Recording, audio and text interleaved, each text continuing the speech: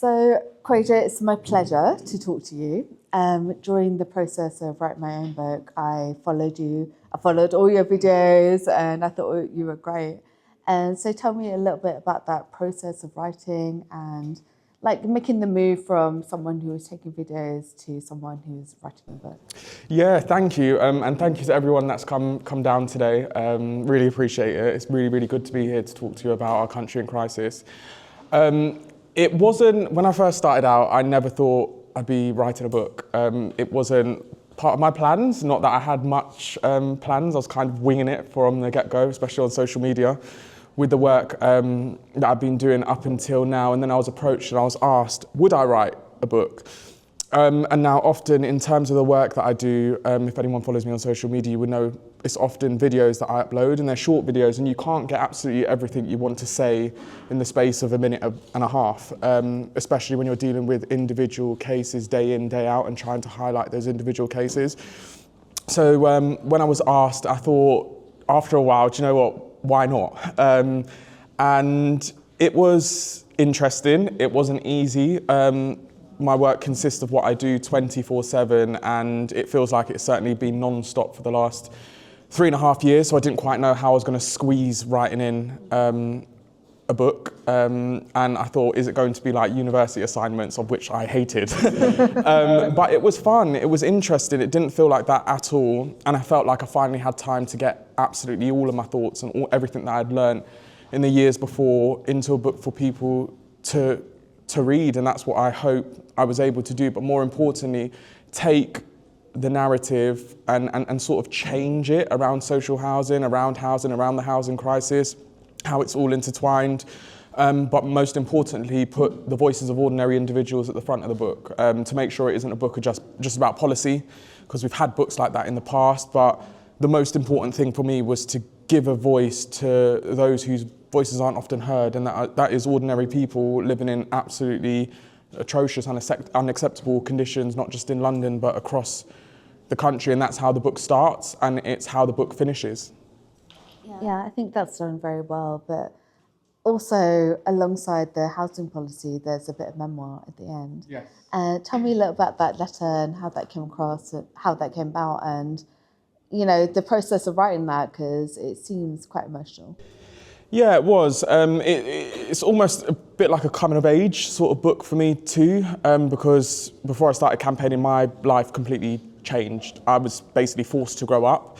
And I mean, I started pretty much when I was 21 years old, when my dad became ill and unfortunately passed away from cancer, living in, again, unacceptable conditions, cockroaches, mice, damp, mold, a missing ceiling, caught multiple infections because he was in that condition, and unfortunately died in January 2020. And almost immediately after, things got from bad to worse, and I was struggling at that point, really struggling, and so was my family. I mean, no one close to us had become ill, passed away, especially family members. It was quite a small family, and that was the first time, and for it to be my dad, it was really hard. But on top of that, the disrepair that we were having to live in too, and I sort of went from him passing away straight into campaigning, and I remember thinking to myself, and I talk about this often in terms of my housing provider, they robbed us, me and my sisters, of an opportunity to grieve. And I decided with this book, I wanted to write a letter at the end. And that letter was to my dad. And it was essentially what I wanted to say, but was unable to say to him before he passed away, basically. And it's I think a short letter, but it sort of really talks about my own personal feelings of wishing I was able to do what I do now for him and take him out the situation that he was in, and unfortunately I couldn't, but also recognising that because of his work and everything that he had done, he would be proud. And again, I wanted to end with that letter because I wanted to show readers that yes, I talk about policy in the book and other people's stories, but it's people's lives at the end of the day that's being affected. That's what I wanted. The last thing people to remember about the book is that it's ordinary, real people out there who are having to suffer, and in the worst cases, the housing crisis, unfortunately, is leading to people's deaths. Yeah, and I think that comes across very beautifully. It could be very clinical. It could be a clinical book, but it's not. It's filmed with warmth and feeling and emotion, and you get the sense that lives are being lived in the houses that you talk about. In the writing in my book that a lot of the language is important because we know that, by design, housing law is difficult to understand. So how much feedback do you have from people that you're talking about housing? How much are they like, what's a chaper? Like, what is, a tenancy agreement or those kind of things? How much do you think is known? How much do you think is not known? From obviously my work and going around and speaking to people, there was a lot I think people didn't know. And perhaps it was because it's just not spoken about enough fundamentally. And I did have quite a bit of feedback, which I was glad about because I purposely did it, of people saying that the book's very easy to read. And that's what I wanted it to be. I wanted everyone to digest it, whether you're a child in a secondary school, I used to work in a secondary school, or you're an adult or you're a policymaker. I wanted everyone to be able to pick up the book and read and understand what is being said. So especially around disrepair and those sort of technical terms, I've tried to explain that as much as possible within the book so people are able to digest what that actually means, but also whilst doing that, shifting narratives again with the language and the way in which people, for example, are spoken about and homes being referred to as units, when in fact we should be talking about them as being homes, and people being referred, or tenants being referred to as customers.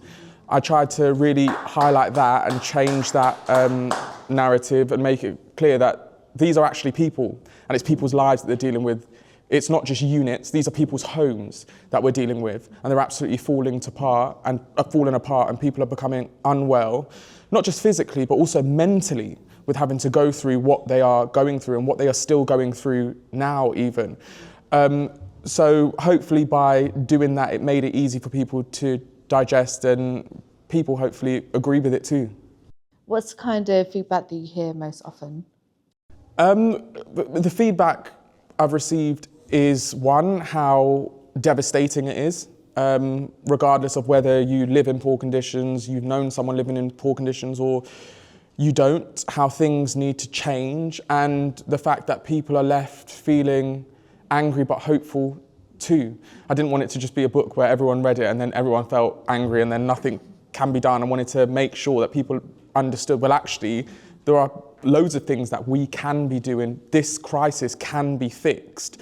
And yes, it can't be fixed overnight. It's taken generations to build this crisis, generations of fundamental failure by government and consecutive sort of politicians in charge. But that by no means means this issue cannot be fixed. It can, and some of the things are absolutely basic, like culture and stigma. First and foremost, that needs to change. The way in which we talk about housing, the way in which we talk about people, the way in which we value or don't value social housing. And I wanted to also show within the book that there are places around the world doing it right. So if they can do it right, we are the, fifth, sixth richest economy in the world. There is no excuse as to why we can't and why we shouldn't be learning from others. What are some of the places that are doing it right? So I spoke about, within the book, Vienna in regards to social housing. I touched upon Germany in terms of private rented accommodation. We can also look at Singapore, and yes, not all of those models would be able to be replicated here in the UK. But there are parts from each and every one of those examples, plus more. There are other areas too doing it right that we can learn from in order to make sure we build a strategy to not just fix the crisis, but make sure it's sustained for years to come. But it comes with valuing the concept of housing, what shelter means to us, the fact that it's a fundamental to the lives of every single one of us, not just a commodity, not just an accumulation or representation of wealth, but something that we all need, like air, or like the food that we eat. Like Maslow's basic hierarchy of needs, I talk about it often, where it says shelter is a fundamental for the progression of all of us as human beings.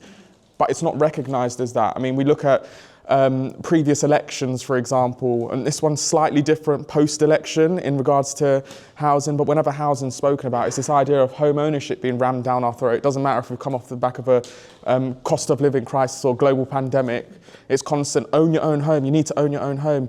You can own your own home, make sure you own your own home in the next 5 years, but there's nothing really there of substance in regards to the millions of people who are renting, for example, or leaseholders who are really, really struggling now, so more than ever. And I wanted, I think, that to change, that to be recognised, but recognition that that is the crisis. That's what people want, or that's what we so desperately need to be fixed in the short term. And it comes with accountability, it comes with recognising that. And I wanted to sort of draw a line and say, now is the time to recognise that we cannot continue without recognising that and acknowledging that. Do you think there's a kind of particularity to the way that housing is discussed in Britain and in the British context? Yeah, I think, well, one, it hasn't been spoken about enough, especially the areas that I touch upon within the book. And often, unfortunately, we rely on social media or what we're told. And a lot of the time, from what I've seen, posts that we see online is just completely misleading or wrong in many instances. But again, I think not everyone understood just the scale of how bad things are currently, especially around disrepair. I mean, a lot of people in here will probably remember seeing some of the first homes on ITV News that Daniel Hewitt went into and sort of exposed the horrific conditions people were living in. I actually remember the first story, and it was in Croydon, and he went in there, and mum and her son was basically living in the bedroom, moved all their kitchen utensils, their microwave into the bedroom because the rest of the house during winter was completely leaking. I remember her carpet in her living room being completely soaked, and actually before they finished that news piece, they had brought someone in and said mum and her son was at risk of electrocution. And that's when the sort of narrative started to change, that people actually realised this crisis is more than just the idea of home ownership. But another element is shame, I think, and that's something I wanted to change, that and sort of recognise that the shame isn't with the people going through it, the shame is with the people that allowed it to happen and was aware of it happening. So people shouldn't feel ashamed to speak up about what it is they're going through, and it's not until we do that people, whether you are in poor conditions, whether you're in social housing, private rented accommodation or not, begin to recognise just how bad things are. And I think why this really cut through was that regardless of who you were, visually you were seeing these stories, you were seeing these cases, you were seeing just how devastated ordinary individuals were, and us as human beings were able to empathise with that and say, it's wrong. Like, no one would agree that I've spoken to that anyone should be living in the conditions of the people that I highlight on a day-to-day basis. And if politicians can agree that too, then fundamentally that is the conversation done. It's about how do we fix this now and what needs to be done in order to address this once and for all. How do you think of yourself? Because in some rooms you're an author, some rooms you're a housing campaigner, some rooms you're an author, you're an activist. And so how do you stop yourself from normalising the terrible housing situations that you see? And how do you protect your own mental health? Ooh, that's a good question. It's not, well, I say it's not hard for me. In terms of mental health, I'll address that first. I remember, like, after Dad passed away and we were living in those conditions, just how bad my mental health was at that time. And that's another part that I touch upon within the book, where I was absolutely pushed to the edge. And I remember how bad it was there. I don't think it can go back to that place, especially with the work that I'm doing now. And I get satisfaction from going out there, like I said, in regards to my dad, and being able to help people now.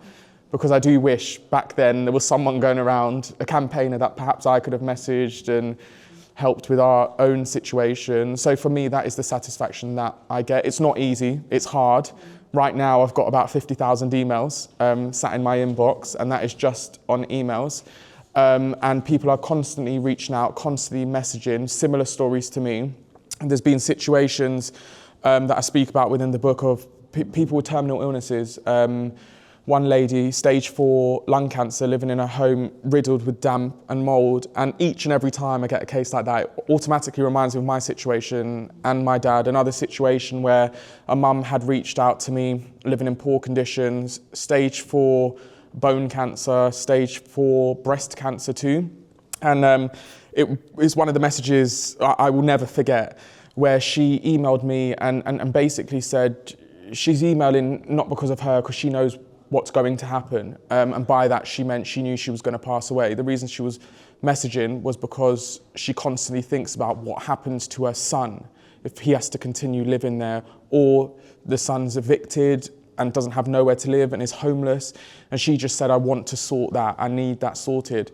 And that for me highlighted that it's not about a red carpet being rolled out. We're not asking for mansions. We're not asking to live in Buckingham Palace. We are asking for a place to call home that isn't going to cave in above us, a place where we don't have to worry, a place that we can go back to after work, a child can go back to after school and call home, relax, not have to stress. And that's not a massive thing people are asking for. I remember thinking that myself when I didn't have a living room ceiling. It was like a building site over winter. And I remember calling up and saying to the person on the phone, what happened was on the day of my dad's funeral, which was February the 28th, 2020, there was a massive leak, and it's a townhouse, and the ceiling directly above where my dad was in the hospital bed, a leak happened and it partially collapsed. And that was February. No one came out until October that year to look at it. And then when they did, they tore it down and it contained asbestos. I asked, is it going back up? And is it going back up a few days, a few weeks maybe?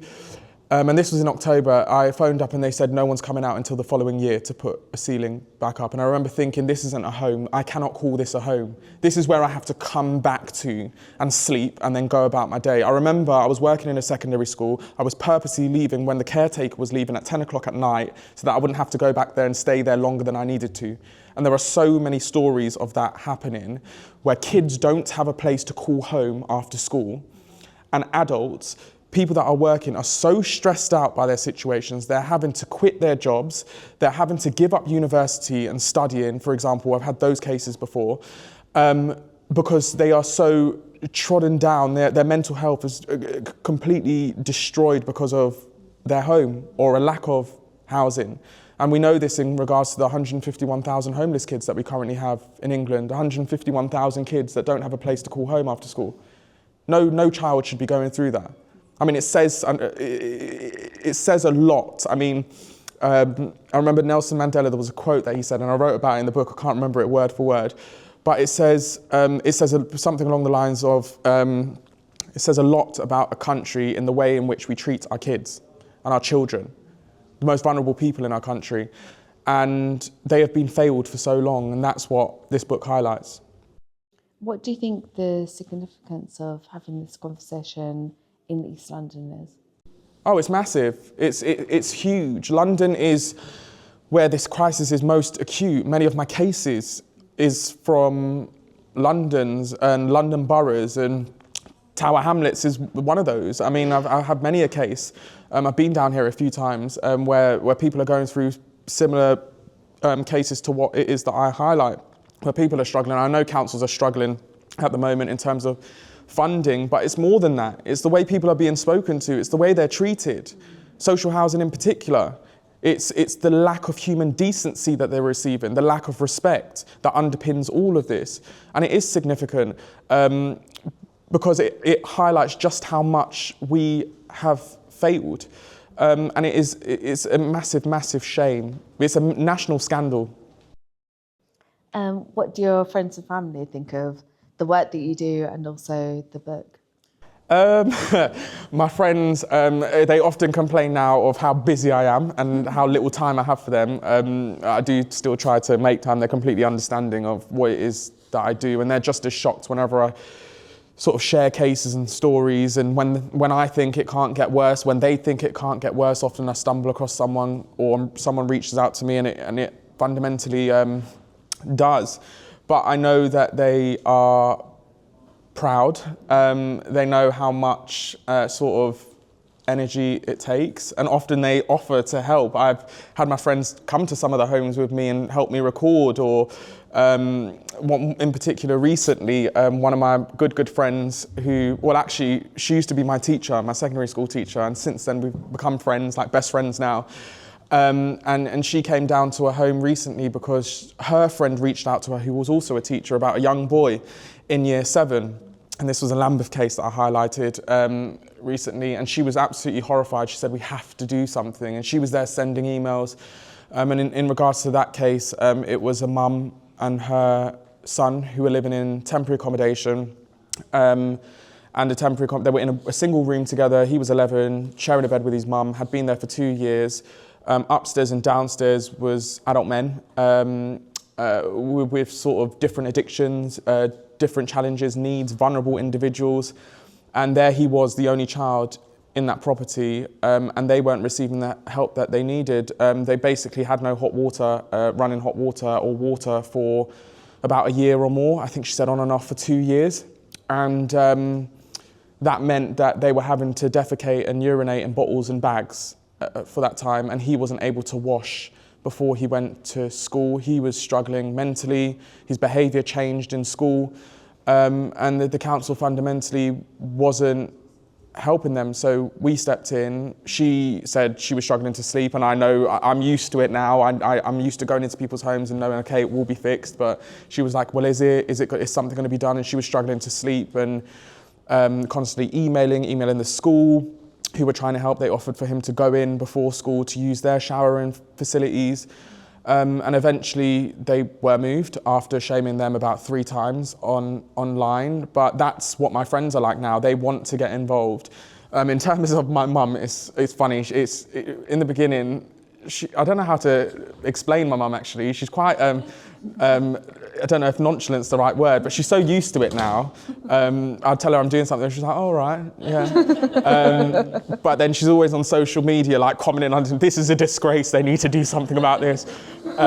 So yeah, they are supportive. I mean, it's weird because I never thought my life would take this turn. I mean, you mentioned in terms of the title activist or campaigner, or what was the other one?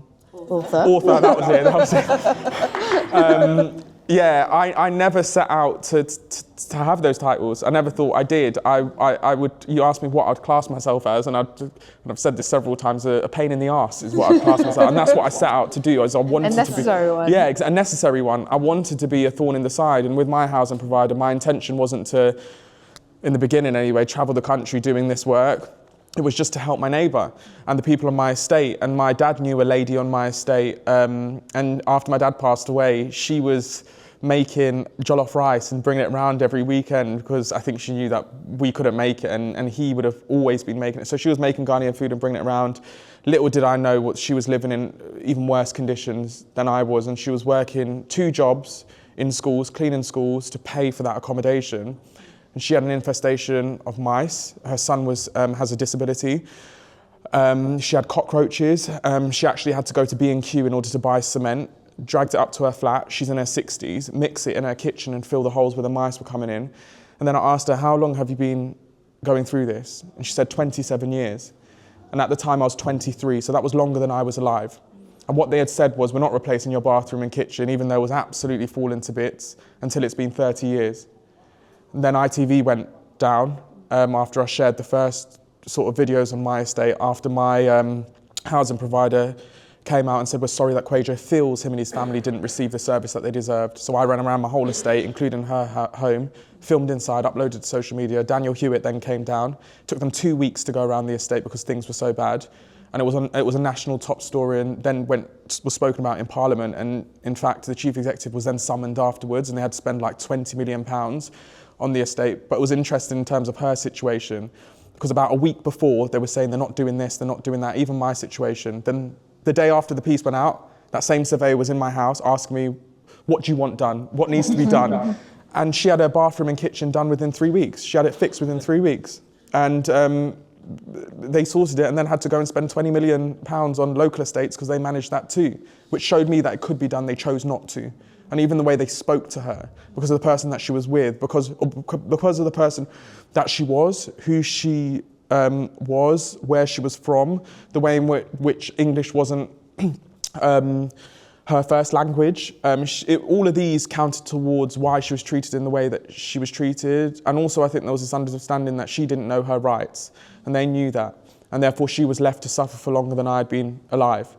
And that, as well as my dad's story, almost, I would say, lit the match for me wanting to go on and go around and go up and down the country, dragging my suitcase and that same jacket that I wore today, to go into other people's homes and be a pain in the arse, basically. One of the things that I love about the book is that there's all these stories, but they're stories of winning and holding local councils to account and being like, things got better. Yeah. So do you want to tell me a bit about some of those? And, you know, some hopeful stories that people can take away? Yeah, I mean, all of the stories that I say all of them weren't sorted, because there are stories within the book where unfortunately those individuals affected passed away.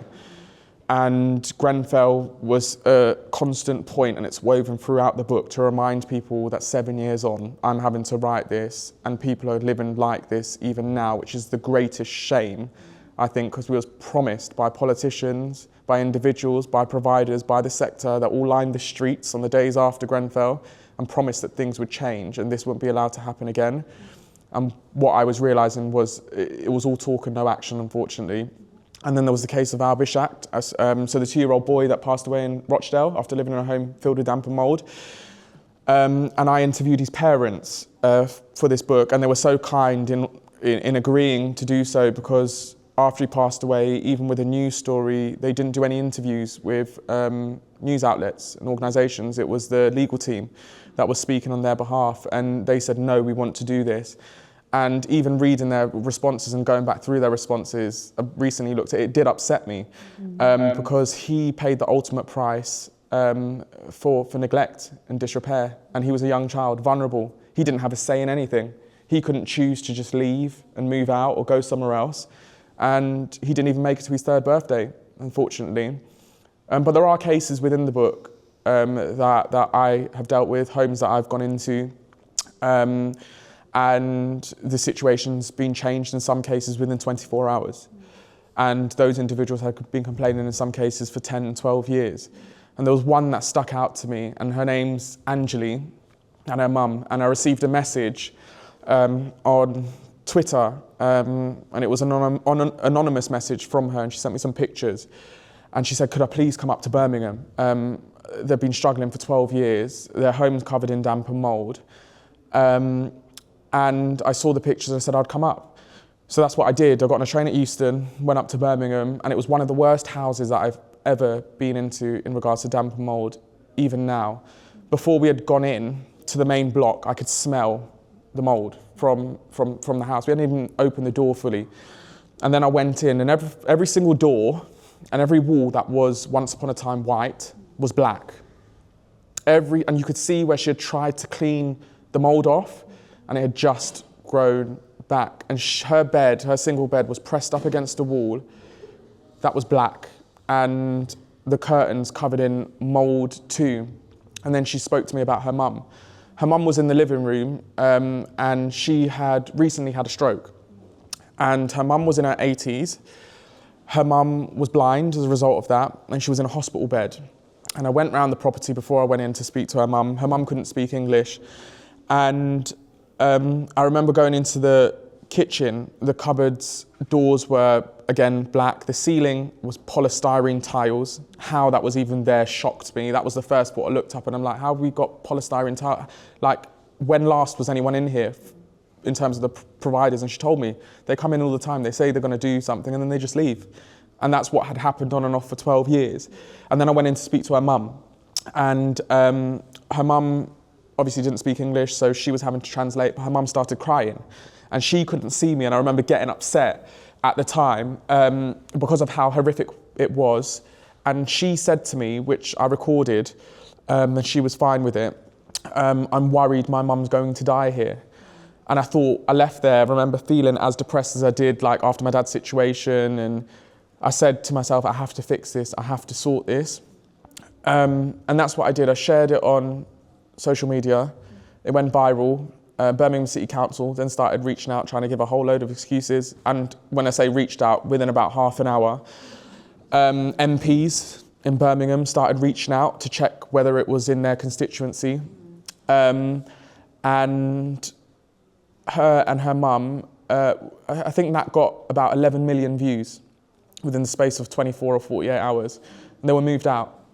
And they were moved into a property. She sent me a video of it. She sent me such a long and nice message saying thank you, because now they have a place to call home.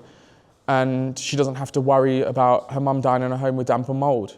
And she knew how much of an impact it was having on her mum, not just physically, because she was having to be in that hospital bed all the time, but also mentally. Her mum couldn't see the damp and mould, and that's what her mum said to her, to translate to me, was, that she knows she can't see what's there, but she can smell it and she can feel it.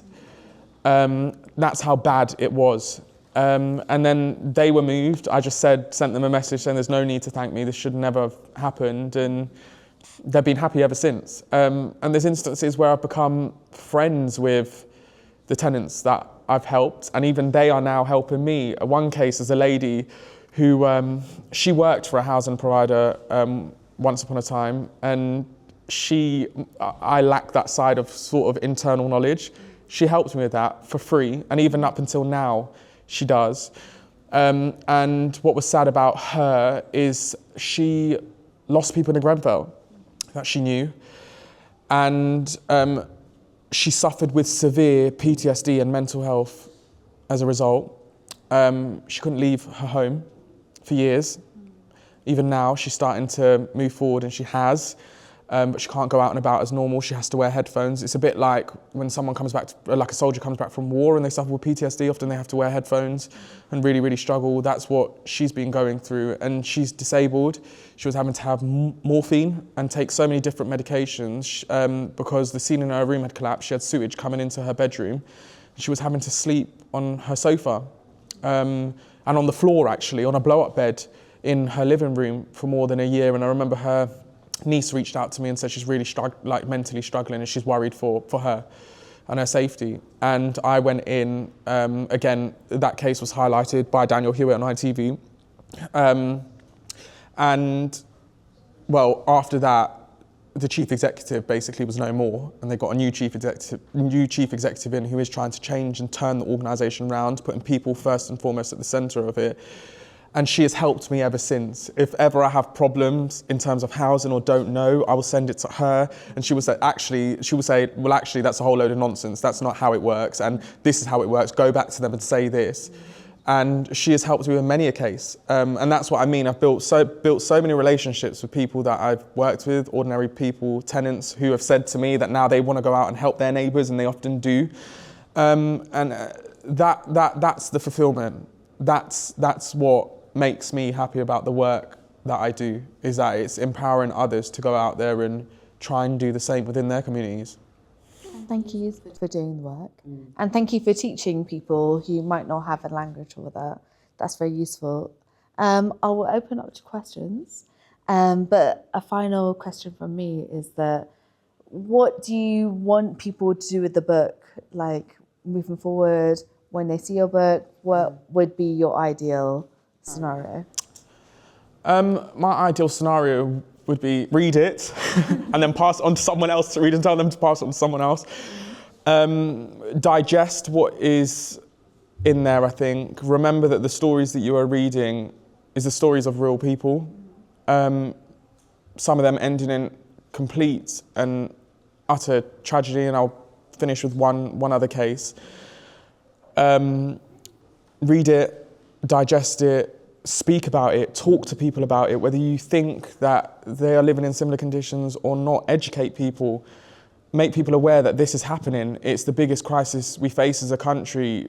Tell them, like I speak about in the chapter, it's called the domino effect, where housing isn't just an isolated issue, it affects the lives or all areas of an individual's life, whether that be education, whether that be the cost on the NHS, whether that be someone's physical health, mental health, benefits, for example, housing benefits and the cost of that, social services, you name it, it affects so many areas of people's lives, and I think that's what we need to start recognising, and that is why it's such a big issue and why it needs to change, but also challenge on it.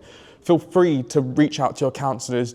Don't feel ashamed, don't worry, don't feel scared. Tell others that are going through it to reach out and put their foot down. Don't take no for an answer, is the message that I want to send in this book, because it's when people do unfortunately take no for an answer or just settle for what they're being told that tragedy does happen, unfortunately. And there was one story in the book.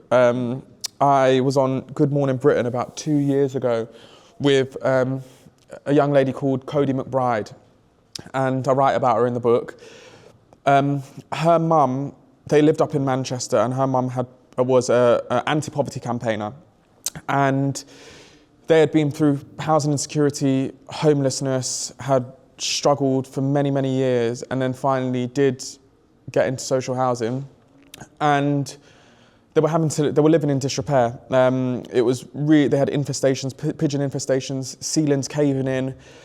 But what had happened in between that, even though they had been complaining, was that her benefits got messed up, but it was the benefit system, it wasn't her fault. And she was accused of arrears and purposely avoiding paying rent.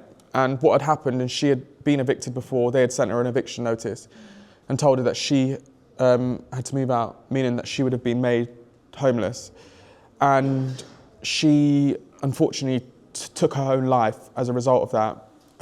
So she lost her mum, her brothers lost their mum. She was an anti-poverty campaigner. And then what we found out was that it wasn't Karen's fault. It was the fault of the benefit system, members of staff making mistakes. And as a result, she died. And that for me was you'll read that section where I talk about it, and I talk about, again, the way in which people are treated, the lack of human decency, compassion, empathy.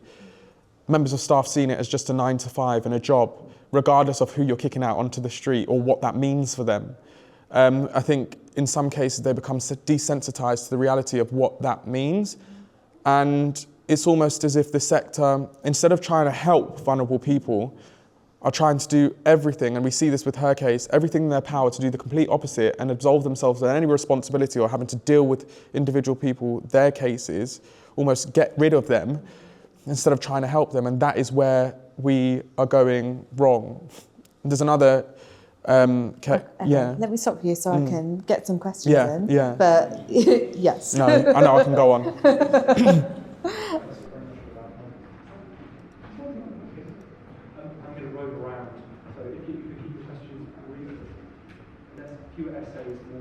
I'll try to be brief. Not you, Kwajo.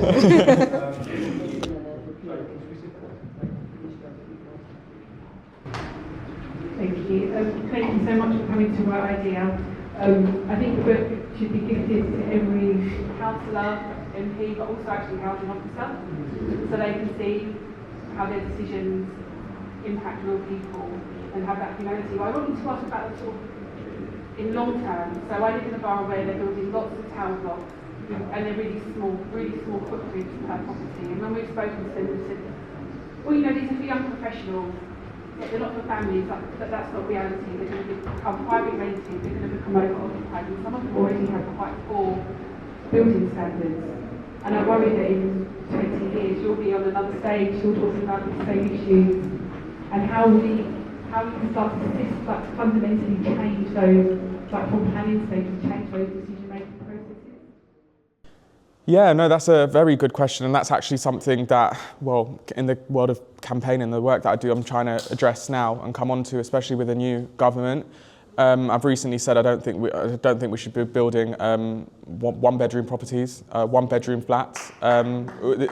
We shouldn't, because what's happened now, or in years gone, was we was building so many one-bedroom properties, and now what's happened is with the current waiting list, we've got families that we're all shoving in to these one-bedroom properties that people don't need.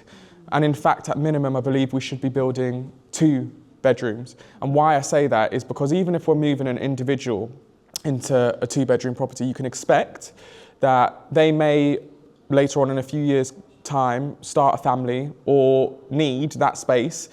And therefore, if we are putting them in 1 bedroom, automatically in 2-3 years, it's overcrowded. It defeats the purpose of building homes. But the reason they're being built is because they're the easiest sort of property to build is 1 bedrooms. We can knock them up quickly. We can meet those housing targets. But fundamentally, it's not addressing the crisis, and we have to be speaking about that. Government have to recognise that, and I hope in 5 years from now we don't have a situation where we find out that the government met their 1.5 million homes target and the vast majority are 1-bedroom properties that people on the social housing waiting list can't be put into because they are families. So in those cases we've got loads of homes or 1-bedroom properties that are sat empty. And I hope that isn't the case. And that's why we need to be realistic. We need to, in a way, and government need to use common sense and a common sense approach which I know is a lot, to address this and get this right first time round. They do not have a second shot at this.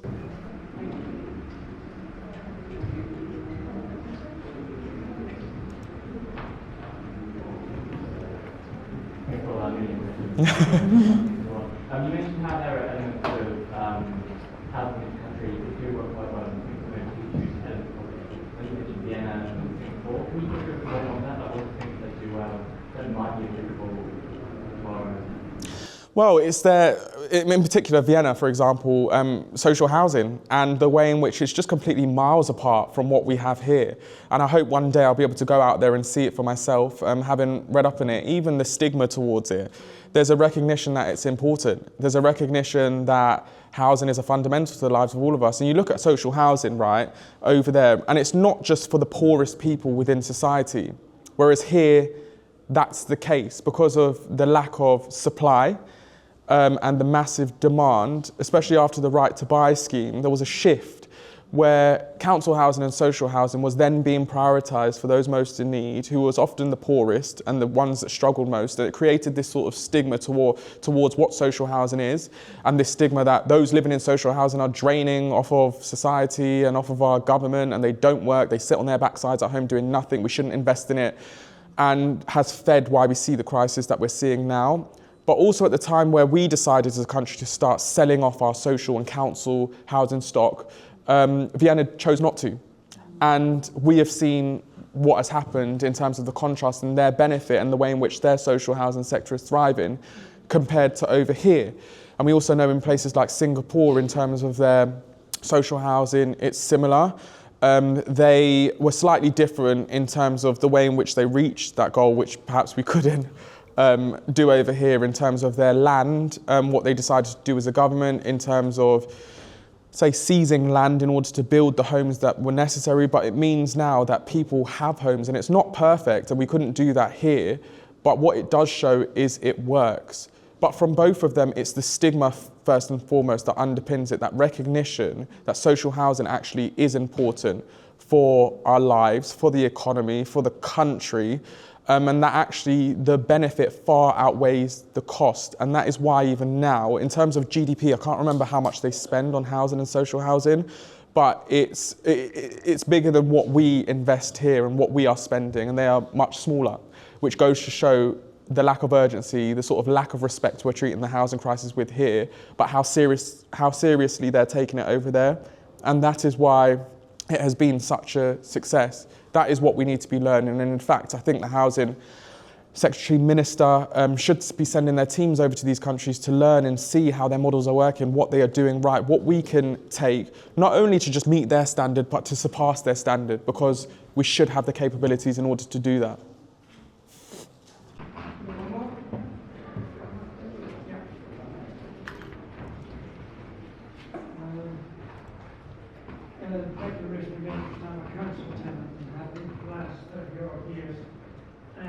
Anything I have to say is not for my own benefit, but for, circulating message out to the UK. And I think the last week, and it's nice to see a few people here from the campaign which has gone on for the last 30 years, because, in a sense we failed, because, it is obvious in the last week, and Jeremy Clarkson has shown us what we have to do to get the attention of the government is to leave London, buy some land, and become a farmer. So, in that way we get the attention of the government. So, my life has been occupied, just as yours and Elaine, I am sure has been by the housing in the last 20 years, 25. And so much so that when I was doing a master's in housing, I had to change the subject because so they were going to sort of transfer me to the housing association, and we're against it. But I'll bring this home to you in what happened in the last week here in Hamlets. Well, I think maybe if you just ask a question, that'd be great. I will ask a question, don't worry. Okay. I get this every year, Okay. Don't worry, but don't worry. Okay, because we've only got a few minutes. For us to talk. on Wednesday, I presented a petition to the council here in Hamlets. It was about a housing development which was proposed in Stepney. And they put it out on their website that they were going to build 407 new council homes. I put in a freedom of information request and discovered that in fact 232 of the homes were going to be for sale, and then there was only going to be 27 additional homes for social rent. So there you have the example here in Tower Hamlets of what is happening. And basically means sort of the government has said it's going to build 1.5 million homes. Here comes the question. I would like to know how many do you think are going to be social homes? Well, that is a good question, one that I'm still asking of the government, because we know with a bottom-up solution to this crisis, it has to be tackling the social housing crisis, and the government won't reach their target of 1.5 million homes without building the council homes that we need. We saw that the last time government were build or reaching their housing targets was around the 80s, when they were building and investing in council house building, but that has completely failed since then. So I think there has to be this recognition that they can't just say they're going to build them, they need to build them. I mean, the shelter, for example, I've been saying we need about 90,000 per year built in order to address the current waiting list. I think it should be more than that, much more. In around the 1950s, 60s, after the Second World War, there was one year when we built, I think, 140, I think it was under a Conservative government, I think it was 100, well, it was 1 million, but there was one year where the Yes. It was about 100, on average 126,000. There was even a Conservative government that built, I think, 157,000 in a year. So 90,000 seems very small compared to that. And that is why I want to push government to commit to building more, because fundamentally that is not going to tackle the current social housing waiting list that we are seeing now. Since the introduction of the Right to Buy scheme, we've sold off 2 million council homes. Last year, I'd like to ask a question, but I will tell you. And that question was, how many social homes do you think we built last year? Well, I found out it was 700 social homes. That is it, 700. And in fact, year on year, over the past like 14 years, 10, 14 years, we've actually knocked down and sold off more social homes than we've actually been building. Now, I'm not great at maths, but anyone, I think, can tell that at that rate, we are not going to build. We're not going to make any sort of impact on the current crisis we are facing without changing that. There has to be mass council housing, building and quality homes, not homes that are too small for people. I've been into some new builds that are half done, where I've gone into a 4-bedroom and in 2 of the bedrooms you couldn't swing a cat. Never mind have anyone live in there. And those can't be the homes that we're building, because we will not tackle this crisis. So at a minimum 90,000, but I think they need to do much, much more than that. Thank you so much. I have to go.